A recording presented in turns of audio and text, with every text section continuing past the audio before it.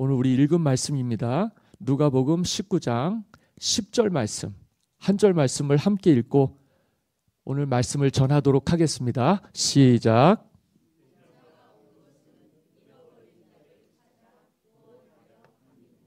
아멘. 인자가 온 것은 잃어버린 자를 찾아 구원하려 함이니라. 지난주에 이어서 두 번째 설교입니다. 우리가 잃은 한 마리 양을 찾기 위해 100마리의 양 중에 99마리를 들에 두고 잃어버린 양을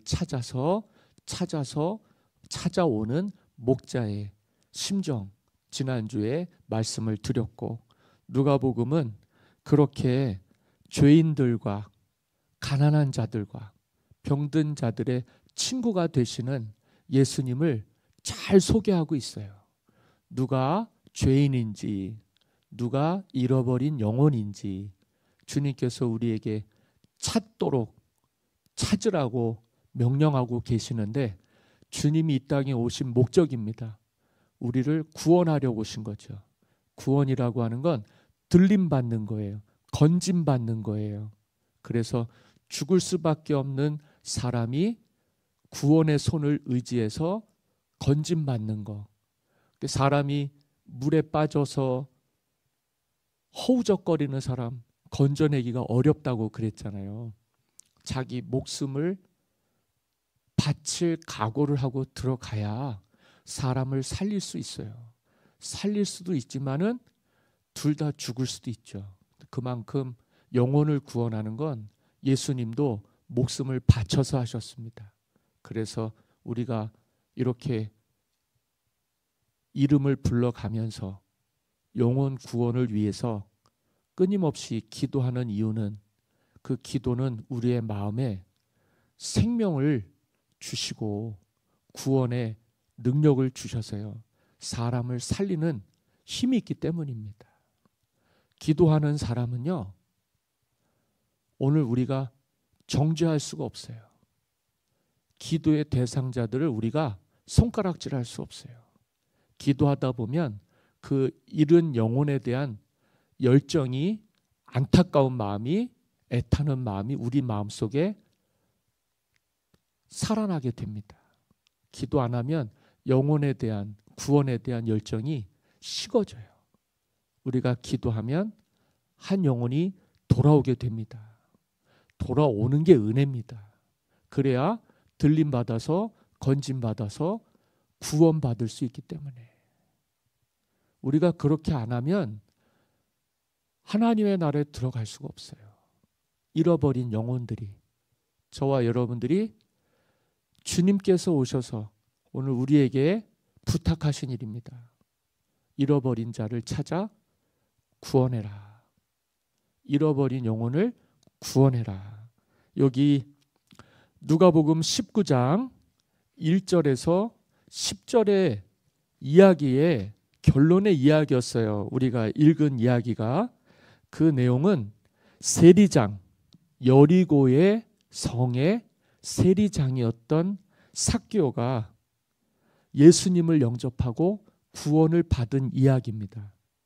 세리장이 구원을 받는데 뭐가 그렇게 큰 이슈가 되겠느냐. 그런데 누가복음을 보시면 이 세리들을요, 죄인들과 같은 취급을 했어요. 같은 취급. 그런데 이 삭개오는 세리들 중에 장이었습니다. 세무서장이었죠. 그 당시에 세리들은 이들이 여리고에서 어마어마한 부를 축적했습니다. 여리고는 경제와 문화와 상업과 군사의 요충지였어요. 로마에서도 상당히 비중이 있었고, 세금을 로마에도 내고 또 종교세, 이 유대인들이 내는 종교세가 있어요. 그것도 내고. 그러니까 이 유대인들은 이중 부담을 갖고 있었죠. 로마에도 내고 또 유대 전통에 의해서 종교세도 내고. 더 중요한 건 뭐냐면 이 세리들은 그 사이에서 그 세금을 더 걷어들인 거예요. 마땅히 내야 될 것 외에 더 걷어들인 거예요. 여기 성경에서 보면 그것이 도를 넘어선 것 같습니다. 도를 넘어선 것 같아요. 그래서 여기 이 삭개오라고 하는 사람을 누가는 어떻게 묘사를 하고 있냐면 2절입니다. 2절 다 같이 읽습니다. 시작.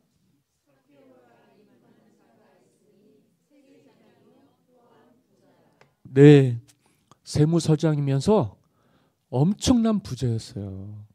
엄청난 부자였어요.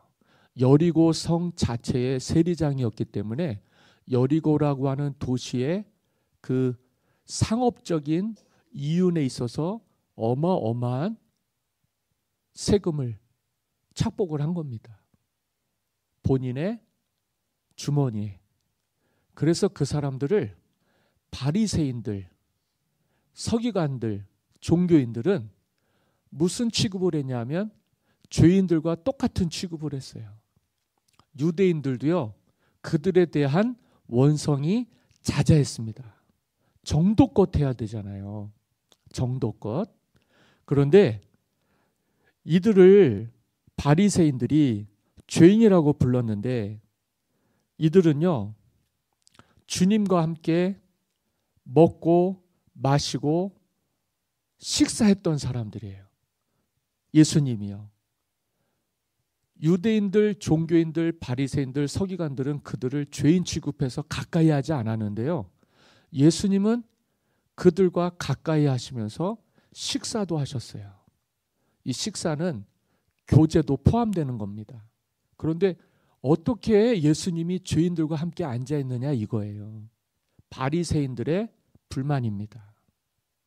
바리새인들의 불만이죠. 왜 선생님은 죄인들과 식사하시느냐. 그런데요, 성경을 보니까 이 바리새인들은요, 누가복음 7장 36절에서 50절, 누가복음 11장 37절에서 44절을 보면 이들이 예수님을 식사에 초대할 때가 있었어요. 바리새인들이요. 바리새인의 식사 초대가 있었어요. 그런데 이 사람들은요, 이 주님을 식사의 자리에 초대할 때 어떻게 했느냐? 발 씻을 물도 주지 않았어요. 머리에 감람유도 부은 적이 없어요.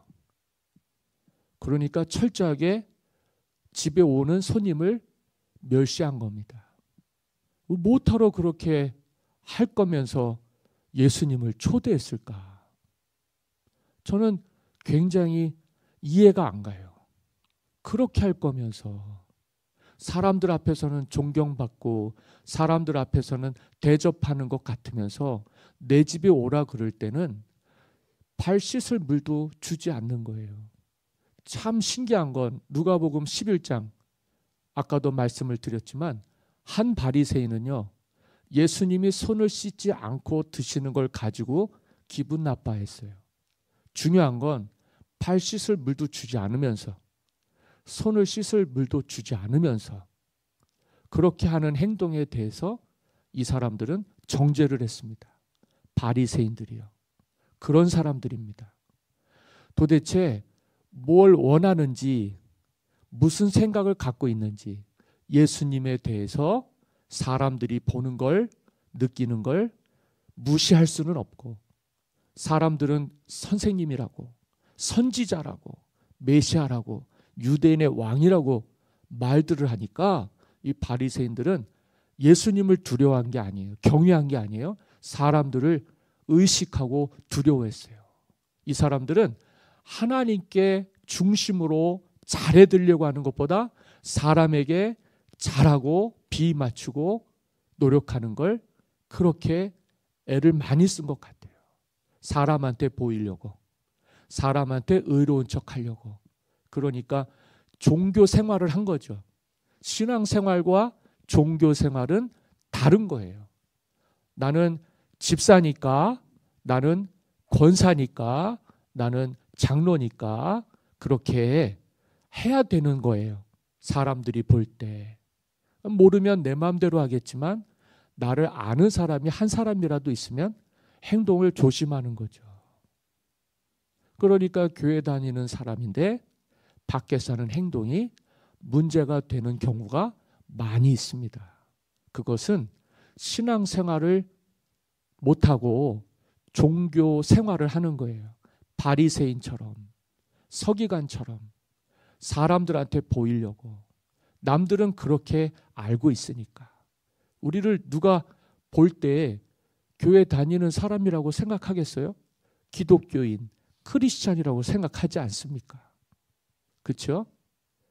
그래서 그 시선도 무시할 수는 없어요. 그러니까 잘해야 되겠죠. 그런데 정작 진짜 중요한 건 하나님을 경외해야 되는 겁니다. 하나님을 경외하고 사람을 사랑해야지. 사람은 신경 쓰고 하나님은 무시하면 그것은 신앙생활이 아니다. 참 신앙이 아니다. 그런데 바리새인들은 그렇게 하고 있는 거예요. 손 씻을 물도 주지 않고, 발 씻을 물도 주지 않고, 머리에 기름도 붓지 않고, 입 맞추지도 않고. 그러면 여러분들, 우리 개인적으로 여러분들을 초대해요. 뭐 귀한 집으로 초대를 해요. 그럼 여러분들이 어떻게 하고 가겠습니까? 그래도 거기에 맞게 옷도 차려입고 준비도 하고 단장하고 가겠죠. 갔는데 들어오니까 들어오든지 말든지 환영도 안 해줘요. 가서 어디 앉으라고 안내도 안 해줘요. 그리고 반갑다고 인사도 안 해요. 그러면서 상을 차려줘요. 그 여러분 드실 수 있어요? 드실 수 있어요? 저는 나옵니다. 저는 나옵니다. 그게 뭐예요? 그게 뭐예요? 그게 예의예요? 식사를 초대해 갖고 사람을 불렀는데 본척만 척하고 들어오라는 얘기도 안 하고 앉으라고 얘기도 안 하고 그냥 밥 먹으라고 밥은 차려놓은 거예요. 그거는 사람을 차별 대우하는 거예요. 어떻게 그럴 수 있어요? 근데 사람들 앞에서는요, 진짜 잘 대해주는 것처럼 막 웃으면서. 그런데 따로 만날 때는 쌀쌀맞게. 그러면 그 사람의 진심이 보이잖아요. 아, 이 사람은 사람들 있는 데서는 잘하는 척하지만 사람들 없는 데서는 멸시하는구나. 그러면은요, 그거는 문제가 있는 거예요. 인간관계에. 사람들을 속일 수는 있어요. 그런데 하나님을 속일 수는 없죠. 이 바리새인들이, 서기관들이 누가복음에서는 하나님의 나라에서 볼 때 큰 죄인들입니다. 그런데 이 세상에서 볼 때는요, 너무도 거룩하고 존경받고 우러러볼 만한 그런 태도를 하고 그런 말을 하고 행동을 하는데, 남이 보지 않는 데서는 그렇게도 사람들이 이중인격으로 사람을 차별해서 대우를 하는 거예요. 이들이 그러면서 예수님이 죄인들과 세리와 식사할 때에 그걸 가지고 뭐라고 그랬습니다. 그러니까 얼마나 기가 막히겠어요. 사람들한테 어떻게 설명을 해야 돼요? 그거를. 당하는 나만 굉장히 마음 아프고 기분 나쁜 거 아니겠어요? 사람들은 그 사람들이 훌륭하다 그러는데 내가 경험한 그 사람은 단둘이 있을 때 너무 다른 사람인 거예요. 그러면 이 사회생활 속에서 어떻게 관계를 맺고 어떻게 행동을 해야 돼요, 우리가? 그러면 스트레스를 받는 거예요. 문제가 되는 거예요. 이게 쌓이면은요, 갈등이 되는 겁니다. 이게요, 깊어지면 다툼이 되고, 이게 우리에게 상처가 되죠. 근데 사람들은 잘 몰라요. 그냥 착하고 성실하고 인간성 좋고 괜찮은 줄 알아요. 그게 우리의 가면이에요. 그게 우리의 모순입니다. 예수 믿는 사람이니까 아이고 성도님 그러면서 단둘이 있을 때 쌀쌀맞게 대하고 왠지 눈도 안 맞춰주고 그렇죠? 그리고 말도 툭툭 내뱉고 그러면 사람들이 있는 데서는 어쩔 수 없이 좋은 관계인 것처럼 하겠지만 단둘이 있게 될 때는 숨 막히는 거 아니겠어요? 그게 쌓이면 얼마나 힘들겠어요. 사람을 차별해서 대우하지 않아야 됩니다. 이 종교인들과 바리새인들, 서기관들은 그렇게 살았어요. 그리고 오늘 주인공 삭개오입니다. 세리인데 세리장. 마치 종교인들이 봤을 땐 죄인 중에 괴수처럼 보였겠죠. 야, 저 세리들 그들 중에서도 제일 높은 세무서장이니까 사람들이 어떻게 받겠어요? 이 죄인의 우두머리 괴수로 받겠죠. 그러니까 얼마나 무시하고 차별했는지 몰라요. 대놓고 하는 거예요. 이 경우에는요. 남들이 다 그 사람들을 싫어하니까 우리가 아무렇게 하나 해도 그 사람한테는요. 전혀 문제가 되지 않는 거예요. 그러니까 예수님 볼 때 왜 저 세리하고 왜 이 죄인하고 같이 식사를 하시냐. 사람들은 다 그걸 보고 있어요. 그게 옳아 보이죠. 그런데 주님이 말씀하시는 거예요. 너네는 내가 들어올 때 발 씻을 물도 주지 않았잖아. 너네는 내가 올 때에 입 맞추지도 않았잖아. 너네는 내가 올 때 머리에 기름도 안 부었잖아. 그건 누구 얘기냐면 옥합을 깨뜨린 여인의 이야기입니다. 한 여인의 이야기예요. 너는 왜 그렇게 해서 비싼 옥합을 깨뜨려서 왜 주님께 허비하느냐. 그 바리새인이 그렇게 얘기를 하는 거예요. 그때 주님이 이렇게 얘기하시는 거죠. 너는 나한테 그렇게 하지 않았잖아. 기본적인 것도 예의를 갖추지 않았잖아. 이 여인은 자기가 나에게 최선을 다해서 나의 죽음을 예비하고 있는 거야. 사람이요, 마음이요, 겉과 속이요, 진실해야 돼요. 주님을 맞이할 때 우리의 내면과 우리의 외면이 같아야 되는 거예요. 겉으로만 하나님을 예배하는 건 예배가 아닙니다. 속으로, 마음으로 주님께 예배하는 게 참된 예배고 그게 영적인 예배예요. 주님을 영접하는 건 하나님을 영접하는 거예요. 그 영접하는 자는 하나님의 자녀가 되는 권세를 주신다 그랬어요. 우리가 주의 자녀가 되기 위해서 마음으로 주님을 영접하는 것이 우리의 신앙생활입니다. 예배의 기준이 되는 거죠. 그래서 우리는 하나님께 영으로 예배를 드려야 되는 거예요. 그렇기 때문에 온 마음과 온 정성을 다해야 되는 거죠. 겉으로만 하는 게 아니고요. 사람들한테만 보이려고 하는 게 아니고요. 그렇게 해서 신앙생활 오래 하면 병들게 되는 거예요. 얼마까지 잘할 수 있겠어요? 언젠간 그 사람의 본성이 드러날 것 아니겠습니까? 그러니까 사람들이 충격을 받는 거예요. 아니 어떻게 그분이 그럴 수 있느냐. 그럴 수 있죠. 바리새인처럼 종교인처럼 사람만 보고 신앙생활하면 그렇게 되겠죠. 그래서 우리가 진짜 예수 믿는 사람이 돼야 됩니다. 삭개오는요. 그런 입장에서 볼 때 정말 주님을 원했어요.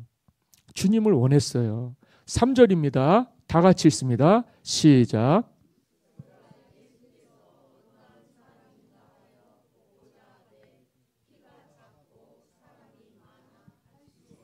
아멘. 그가 예수께서 어떠한 사람인가 하여 보고자 하되. 어땠어요? 키가 작아서 사람이 많아서 할 수가 없었다. 보고 싶은데 다른 사람보다 키가 작아서 주님을 볼 수가 없었어요. 그리고 사람이 많아서 할 수 없었다. 여러분 그 당시에 세리장은요 죄인 취급을 받았다 그랬어요. 누가 지나가다가 그들에게 돌을 던져도요 아무도 왜 세리한테 그렇게 하느냐고 꾸짖는 사람이 없었어요. 속으로 다 고소하다, 다 잘됐다 이런 식이었으니까 사람이 많은 데를 세리가 갈 수 있었을까요? 없었을까요? 없지요.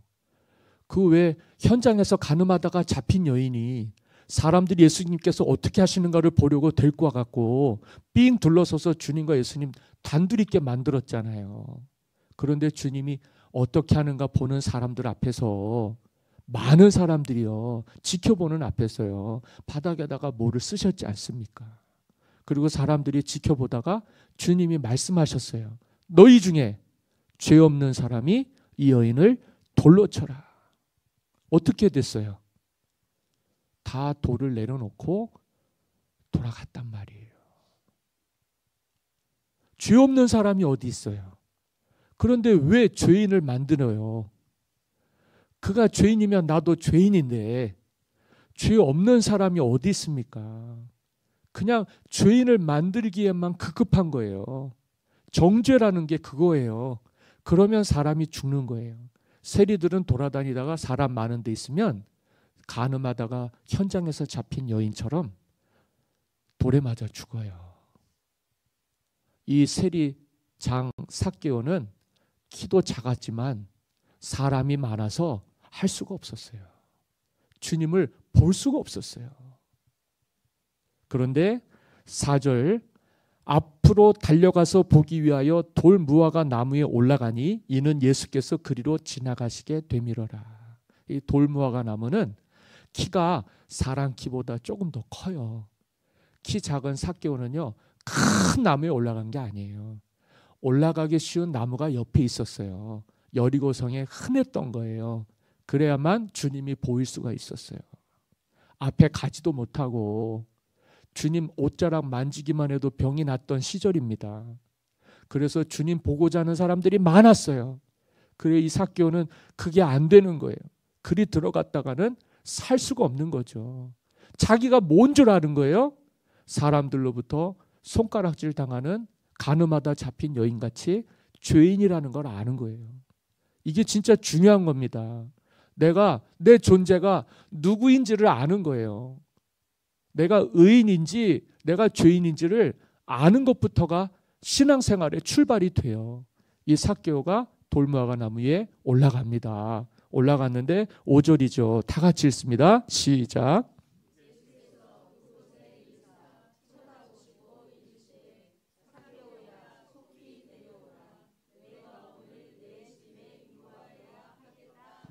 아멘. 우리 예수님은 죄인의 친구예요.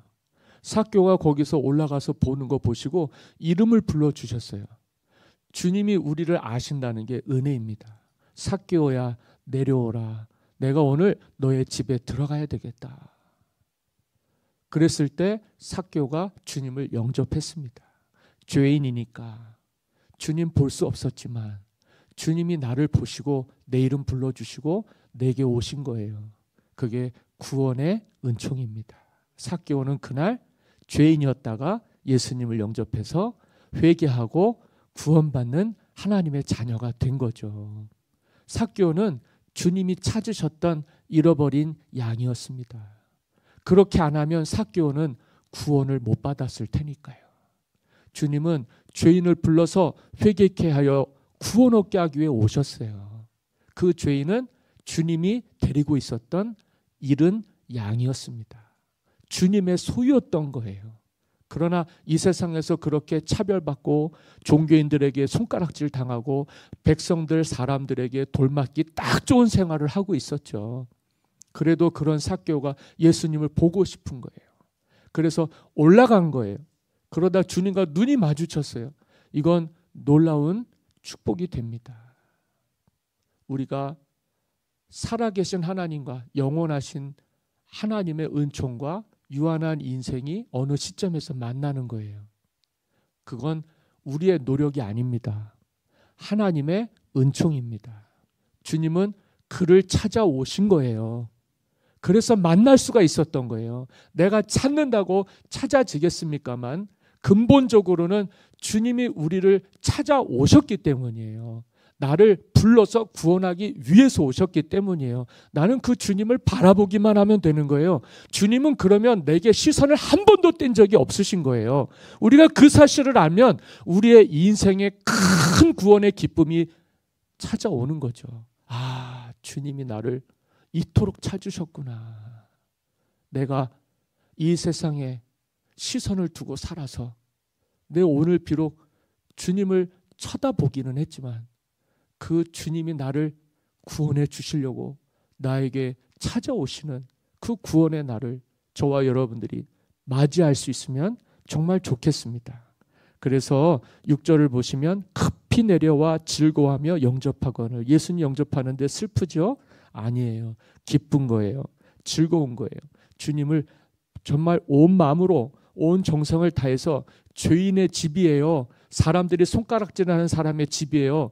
귀한 사람, 정말 대접받게 그 집 찾아오는 사람 없어요. 다 돈 문제 때문에 그 사람 만나면 도망 다니기 바쁘고, 종교인들은 그 사람들 보고 정죄하고 독사의 새끼들처럼 욕하고 있는 마당에 주님이 그렇게 우리 집에 오시니 누가 그 집에 들어갔겠어요.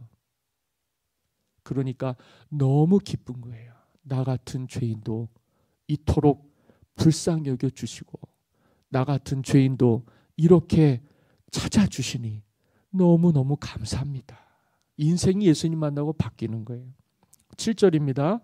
무사람이 보고 수군거려 이르되 저가 죄인의 집에 유하러 들어갔도다 하더라. 저 예수도 저 세리와 똑같은 놈이구나. 선생이라고 하는 예수님에 대해서 사람들이 판단하기를 저 사람이 또 죄인의 집에 들어간다. 또 죄인의 집에 들어간다. 사람을 판단하고 대우하는 거죠. 8절입니다. 다 같이 읽습니다. 시작.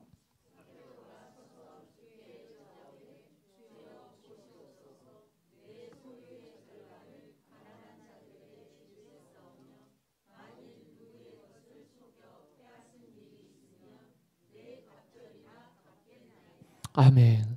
삭개오가 서서 주께 여짜오되 주여 보시옵소서 내 소유의 절반을 가난한 자들에게 주겠사오며. 이게 뭐예요? 이게 뭐예요? 나눔이에요. 삭개오는 이전에 나눔을 몰랐어요. 다 움켜쥐기만 했어요. 이게 복음입니다. 복음은 내가 모든 것을 누리려고 가지려고 하는 게 아니에요.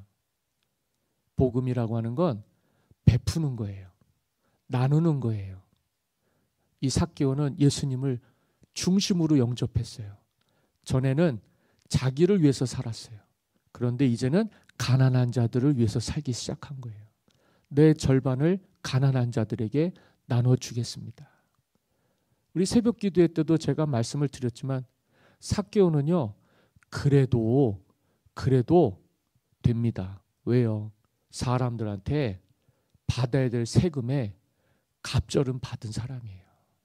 가난한 사람들의 주머니에서 나오는 거 가지고 배를 불린 사람이죠. 그러니까 그걸 갚는 거예요. 갚는 거예요. 갚아야죠. 당연히 해야죠. 절반이 중요합니까? 다 줘도 부족하지 않죠. 그렇게 해서 남 학대하고 남 고륙을 다 빨면서 살았는데 나머지 인생을 똑같이 자기 욕심 부리면서 살면 하나님 자녀 아니죠. 이게 나눔의 실천이 되는 거예요. 기쁨으로요. 두 번째, 만일 누구의 것을 속여 빼앗은 일이 있으면 내 갑절이나 갚겠나이다.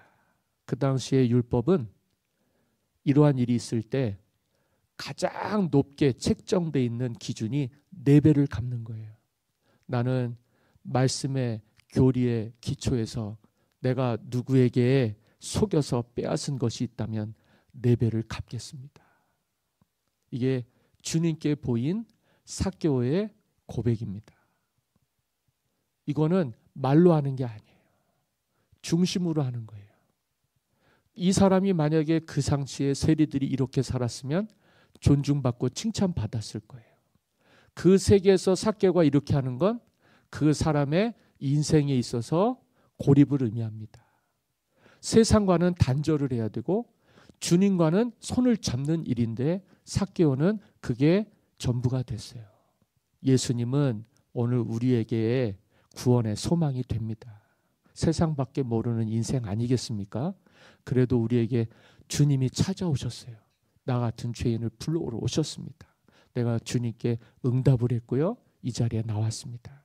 여러분들은 철저하게 주님 뜻대로 사시기를 바랍니다. 나누면서, 베풀면서, 섬기면서, 돌보면서, 살리면서, 건지면서요. 그리고 누구에게 속여서 남에게 해를 끼친 일이 있으면 갚으셔야 돼요. 4배뿐만이 아니에요. 베드로가 주님께 뭐라 그랬어요? 주님, 누가 나에게 죄를 지었으면 몇 번이나 용서를 해야 되겠습니까? 7번 하면 되겠습니까? 근데 주님이 뭐라 그랬어요? 70번씩 7번이라도 해야 된다. 그렇잖아요. 남한테 죄 지은 일이 있으면 갚아야죠. 정말 우리가 그것 없이 하나님께 무슨 면목으로 주님 나라에서 주님을 뵐 수 있겠습니까? 사람을 속이는 거, 남의 것을 빼앗는 거, 도둑질하는 거. 성경에서 보면 율법은 그거를 금하고 있어요. 그런데 우리가 살면서 알게 모르게 우리가 많은 사람에게 아픔을 주고 마음을 아프게 하고 또 속이고 빼앗고. 여러분, 우리는 사랑에 대해서요, 어떤 감정이 있냐면 독차지하고 싶은 마음이 있어요. 무슨 뜻인지 알아요? 이 사랑은 독차지하고 싶은 마음이 있어요. 내가 갖고 있는 걸 남하고 나누질 못해요. 그러면 잃는 거예요. 사랑은요, 조건 없이 하나님이 우리에게 주신 것처럼 조건이 없는 무조건적인 사랑이어야 돼요. 여러분들 일생 살면서 사랑에 목마르죠. 사람과의 사이에서도, 관계에서도. 근데요, 내게 채워지지 않는 그 마음의 깊은 감정의 골짜기요, 그게 있기 때문에 채워지지 않아요. 사람한테서 못 채워요. 여러분은 주님이 필요한 분이에요. 주님이 우리의 마음에 임하셔서 우리의 마음에 만족함을 주셔야 돼요. 그래야 갚을 수도 있고 나눌 수도 있고 베풀 수도 있고 용서할 수 있어요. 주님 주신 은혜로만 할 수 있는 거예요. 그래서 우리가 이 삭개오의 신앙 고백처럼, 나를 찾도록 이 땅에 오신 나의 주님을 만나게 하옵소서. 그래서 나도 좀 갚고 살게 해주세요. 베풀고 좀 살게 해주세요.